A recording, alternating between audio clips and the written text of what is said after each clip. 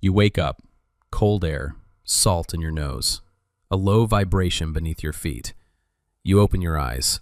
You're standing on the deck of a massive ship. People are laughing, drinking, dancing. Someone is playing music. For a brief moment, everything feels perfect. Then you look around. The ocean stretches forever. 4 giant smokestacks rise above you, and suddenly, your stomach drops, because you recognize this ship. It's the Titanic, which means you have accidentally joined the worst cruise in human history. Not the deadliest, not the longest, just the most famous. And that's somehow worse, because unlike everyone around you, you already know how this story ends. Unfortunately, knowing the ending doesn't mean you get to change it. At first, things seem surprisingly normal. Children run across the deck. Couples stroll beneath the stars. Rich people continue being rich. The ship is beautiful. The food is incredible. The atmosphere is perfect. Honestly, if you didn't know what was coming, you'd probably be having a great time. And that's what makes it unsettling.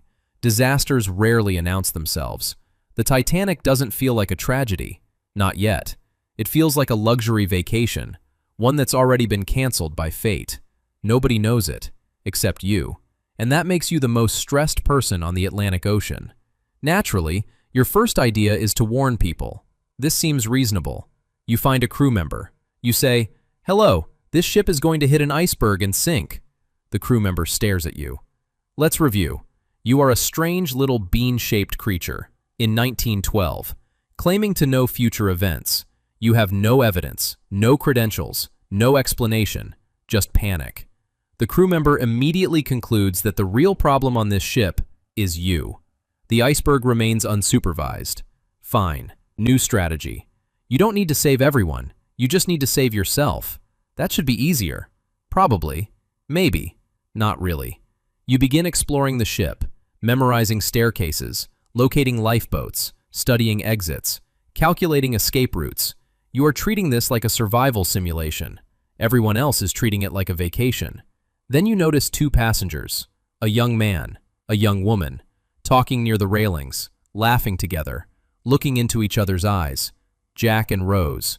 Of course, they're here. Naturally, they're here. You have somehow landed inside both a maritime disaster and a romance movie. Over the next several hours, you focus on survival. Jack and Rose focus on being attractive. You examine lifeboat locations. They examine each other's faces. You study emergency procedures. They study chemistry. You prepare for catastrophe. They prepare for the soundtrack. Different priorities. As evening arrives, the ocean grows darker. The air becomes colder. Everything seems calm. Too calm. Because somewhere ahead, floating silently in the darkness, is a giant piece of ice. The iceberg has no dramatic music, no evil speech, no master plan. It's just sitting there, waiting. And somehow that's more terrifying. Then it happens. A vibration, a scrape, a subtle shudder beneath your feet. That's it. No explosion, no giant impact, no cinematic fireball, just a sound. Small enough that many passengers barely notice. Some continue talking, some continue drinking, some continue dancing, which is terrifying because history has already started, and most people haven't realized it yet. Deep below the waterline, the ship has been wounded. Water begins entering, slowly, patiently, relentlessly. The ocean doesn't need to hurry. The ocean knows it's winning. At first, nobody panics. Humans are surprisingly good at ignoring danger, especially expensive danger. Passengers continue walking around. Crew members try to maintain order. Rumors spread. Questions spread. Denial spreads even faster. After all, this is the Titanic, the unsinkable ship. Surely everything is under control. The ship responds by continuing to sink. You decide it's time to get serious. You head toward the lifeboats. Unfortunately, thousands of other people have reached the exact same conclusion. Suddenly, survival becomes a very competitive hobby. The lines grow longer. The tension grows heavier. The temperature grows colder. And for the first time, people begin understanding what's happening. Meanwhile, Jack and Rose are somehow still progressing through their relationship arc. The ship is dying, the ocean is climbing the decks, history is collapsing, and these two are still having character development. It's honestly impressive. If an asteroid hit Earth, they'd probably find time for emotional growth. As the hours pass, the angle of the deck increases. The ship groans. Metal complains. The lights continue glowing. The band continues playing. And that might be the strangest part. Civilization continues pretending everything is normal, even as normal disappears. Now fear is everywhere.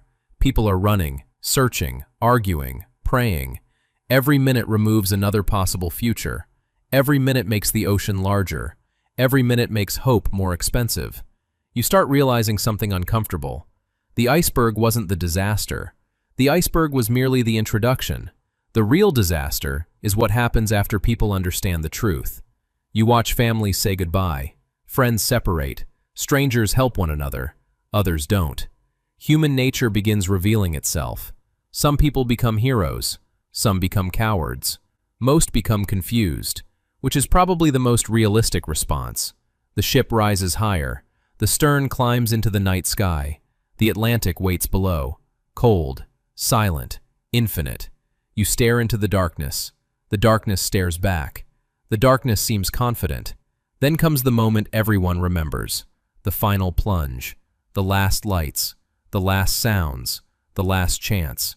And then, the Titanic is gone, swallowed by the ocean, as if it had never existed at all. The water is unimaginably cold. The night is unimaginably dark. Voices echo across the Atlantic. Calls for help. Calls for loved ones. Calls into the void. Then fewer voices. Then fewer. Then fewer. Until eventually, silence takes over. And somehow, the story isn't remembered because of engineering, or economics, or shipbuilding. It's remembered because of people, especially two people, Jack and Rose, a couple who became more famous than the actual ship. You spend an entire night trying to survive history. Jack spends a few days flirting. Guess which one gets remembered? Maybe that's the strangest lesson of all. History isn't always a record of what mattered most. Sometimes it's a record of what people choose to remember. The Titanic carried over 2,000 souls, yet somehow, the world spent decades arguing about one floating door. That's talent. As for you, you woke up on the Titanic. You knew exactly what was coming. You knew the ship would sink. You knew the ocean would win. You knew the ending from the very beginning. And still, you couldn't stop it. Because some disasters aren't terrifying because they're unexpected. They're terrifying because they're inevitable. The passengers didn't know. You did. The result was exactly the same. Sleep well. And if you ever wake up aboard a luxurious ship in April 1912, don't waste time looking for the iceberg. The iceberg is easy to find. Try finding the main characters. They're the only people on board protected by plot armor. For now, enjoy the voyage.